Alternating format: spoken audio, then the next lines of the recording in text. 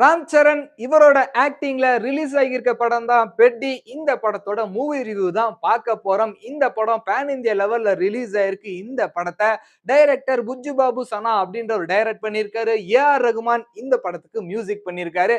இந்த படத்தோட ஸ்டோரி என்ன அப்படின்னு பார்த்தோம்னா, இந்தியா கண்ட்ரி ஒலிம்பிக்ஸ்ல கலந்துக்கிறாங்க. அந்த ஒலிம்பிக்ஸ்ல வெறும் 2 மெடல் தாங்க வின் பண்றாங்க. இத பார்த்த சென்ட்ரல் ஸ்போர்ட் மினிஸ்டர் ஒரு மீட்டிங் ஒன்னு அரேஞ்ச் பண்றாரு. அந்த மீட்டிங்ல நம்ம திரும்ப ஸ்போர்ட்ஸை ரீஃபார்ம் பண்ணணும், நல்ல டேலண்ட்டை ஃபைன் பண்ணணும். இல்ல அப்படின்னா இதே சுச்சுவேஷன் போயிட்டு இருந்தா இந்தியா ஒலிம்பிக்ஸ்ல நல்லா பெர்ஃபார்மன்ஸ் பண்ணாது, நம்ம கண்ட்ரிக்கு பேர் வராது அப்படின்னு ஃபீல் பண்ணுவாருங்க. அந்த மீட்டிங்ல இருந்த ஒரு ஆபீசர் ஒரு இன்ஸ்பெக்ஷனுக்கு போவாருங்க. அந்த அகாடமியில வர எல்லாருமே நான் பெடி மாதிரி ஆகணும், நான் பெடி மாதிரி ஆகணும்னு சொல்லிக்கிட்டே இருப்பாங்க. யாரா இந்த பெடி அப்படின்னு பயங்கரமா ஐப்பு கொடுப்பாங்க. அவரை பத்தி தெரிஞ்சுக்கலாம் அப்படின்றப்போ ஒரு பிளாஷ்பேக் போர்ஷன் ஓபன் பண்ணுவாங்க. அதுல என்ன சொல்லுவாங்க அப்படின்னு பாத்தீங்கன்னா, நம்ம பெடி பயங்கரமான கிரிக்கெட்டரா இருப்பாரு, ரெஸ்லரா இருப்பாரு, அது மட்டும் இல்லாம பயங்கரமான அத்லட்டா இருப்பாரு, எல்லா ஸ்போர்ட்ஸ்லயுமே கலக்குவாருங்க. இவர் இருக்கிற இடம் வந்து பாத்தீங்கன்னா பழங்குடியினர் அப்படின்னு சொல்லுவாங்க பாத்தீங்களா, அவங்க இருக்கிற இடத்துல கஷ்டப்படுவாரு. ஏன் அப்படின்னா ஒரு ஐடென்டி கிரியேட் பண்ணும் அப்படின்றதுக்காக பழங்குடி மக்கள் ஐடென்டி இல்லாம எவ்வளவு கஷ்டப்படுறாங்க அப்படின்றத இந்த படத்துல லைட்டா சொல்லியிருப்பாங்க. சோ அவர் ஒலிம்பிக்ஸ்ல கலந்துகிட்டாரா, மெடல் வின் பண்ணாரா, பழங்குடியினருக்கு ஐடென்டி கிடைச்சிச்சா அப்படின்றது தான் இந்த படத்தோட ஸ்டோரிங்க. ஆக்சுவலா இது ரியல் ஸ்டோரியை பேஸ் பண்ணி எடுக்கப்பட்ட படம். ஒரு பயங்கரமான கண்டென்ட்னே சொல்லலாங்க. இப்படி ஒரு பயங்கரமான கண்டென்ட் வச்சிருக்க படத்தை மாஸ் மசாலா கலந்து அது எந்த அளவுக்கு மோசமா பண்ண முடியுமோ அந்த அளவுக்கு மோசமா பண்ணி ஆடியன்ஸை திணறுன்னு திணற விட்டுட்டாங்க. ஏன் அப்படின்றத இந்த வீடியோ முடியறப்போ உங்களுக்கே நல்லா தெரியுங்க. ஃபர்ஸ்ட் படத்தோட பாசிட்டிவ் என்னென்ன அப்படின்னு சொல்லிடுறேன். ராம் சரண் இவரோட பெர்ஃபார்மன்ஸ் டாப் நாச்சா இருக்குங்க. படத்துக்கு எந்த அளவுக்கு ஹார்ட் ஒர்க் போடணுமோ அந்த அளவுக்கு பயங்கரமா ஒர்க் அவுட் பண்ணிருப்பாருங்க. ரெஸ்லரா பயங்கரமா கலக்கி இருப்பாரு. அவரை குறையே சொல்ல முடியாது. And then A.R.. ரகுமான் இவரோட மியூசிக் எல்லாமே சூப்பரா இருக்கு. சாங்ஸ் எல்லாம் பயங்கரமா இருக்கு. என்ன பிரச்சனை அப்படின்னு பாத்தீங்கன்னா, தேவையில்லாத இடத்துல அந்த சாங்ஸை யூஸ் பண்ணிருக்காங்க. தேவையில்லாத இடத்துல அந்த சாங்ஸை பிளேஸ் பண்ணிருக்காங்க.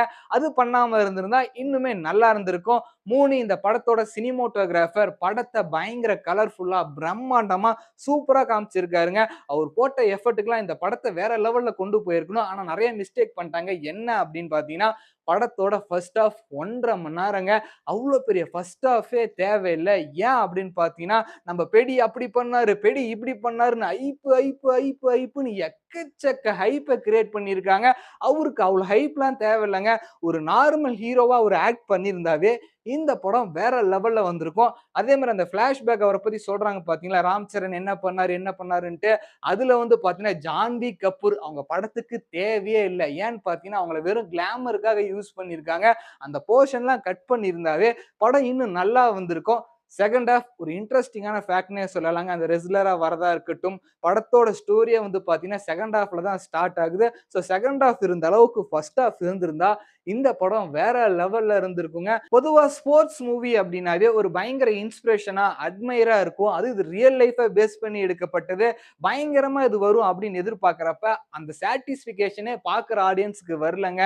இன்ஃபேக்ட் தங்கல் படத்தோட கிளைமேக்ஸ்லாம் பார்க்குறப்ப நம்ம எல்லாருக்குமே பயங்கர கூஸ் பம்ப்ஸா இருக்கும். அந்த மாதிரிலாம் இந்த படத்துல இருக்கும் அப்படின்னு பார்த்தீங்கன்னா, அந்த மாதிரி எதுவுமே பண்ணல. ஸ்கிரீன் பிளே பயங்கர வீக்கா இருக்கு. தேவையில்லாத நிறைய சீன்ஸ படத்துல இன்க்ளூட் பண்ணியிருக்காங்க. அது எல்லாத்தையுமே கட் பண்ணி தூக்கிட்டு நார்மலா இந்த படத்தை எடுத்திருந்தாவே இந்த படம் வேற லெவல்ல ஹிட் ஆயிருக்குங்க. ராம் சரணோட ஒர்க் எல்லாமே இந்த படத்துல வேஸ்டா போச்சுன்னு எனக்கு பர்சனலா ஃபீல் ஆச்சு. இது மட்டும் இல்லாம கன்னட சூப்பர் ஸ்டார் சிவராஜ்குமார் இவர் வேற இந்த படத்துல ஒரு கேமியோ பண்ணியிருக்காருங்க. அவரெல்லாம் எதுக்கு கூட்டிட்டு வந்தாங்க அப்படின்ற அளவுக்கு தான் எனக்கு இருந்தது. ஆக்சுவலா இந்த பெட்டி படத்துக்கு பயங்கர எக்ஸ்பெக்டேஷன் இருந்துச்சுங்க. அது எல்லாமே சுக்கு நூறா போயிடுச்சுங்க. லாஸ்டா ராம் சரண் நடிச்ச கேம் சேஞ்சர்ல என்ன மிஸ்டேக் நடந்துச்சோ சேம் அதே தான் இந்த படத்துலயுமே நடந்திருக்குங்க. 3 மணி நேரம் இந்த படத்தோட ஸ்டோரி இதை கட் பண்ணி 2.5 மணி நேரத்துல எடுத்திருந்தா இந்த படம் சூப்பர் டூப்பரா ஹிட் ஆயிருக்கும். அந்த அளவுக்கு இந்த படத்துல கண்டென்ட் இருக்கு. ஆனா டைரக்டர் பயங்கரமா வேஸ்ட் பண்ணிட்டாரு அப்படின்னு எனக்கு ஃபீல் ஆகுது.